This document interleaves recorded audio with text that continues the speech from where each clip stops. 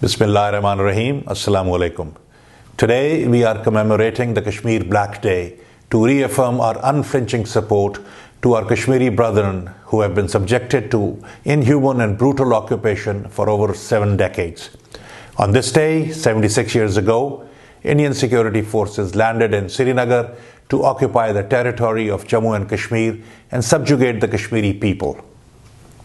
Since then, the Indian government has continued to intensify its inhumane crackdown, military siege, and denial of basic human rights and fundamental freedoms to the Kashmiris. The unilateral and unlawful actions of 5th August 2019 by India's BJP-RSS regime opened a new chapter in its oppression of the Kashmiri people through siege by a 900,000 occupation force. The ominous final solution espoused by Hindutva leadership aims to crush the Kashmiri freedom movement and permanently alter the demography of the occupied territory. This legislation is in contravention of the United Nations Security Council resolutions and the Fourth Geneva Convention. The barbarity of Indian atrocities in Jammu and Kashmir is unprecedented.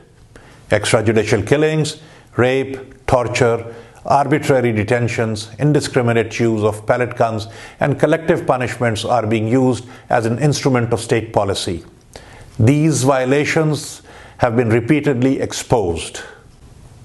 Secretary General Antonio Guterres has reaffirmed that the United Nations position on Jammu and Kashmir is based on the UN Charter and the resolutions of the UN Security Council.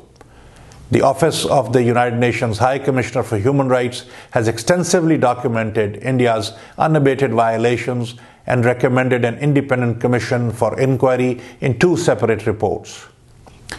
India's violations have been documented by a host of human rights organizations as well as international media.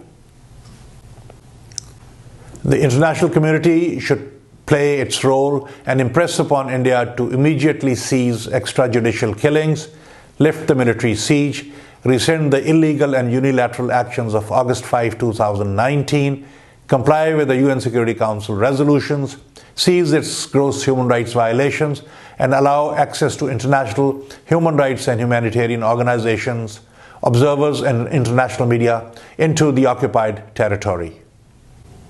I encourage you all to be the voice of innocent Kashmiris to expose Indian atrocities in the illegally occupied territory and elicit a strong international response.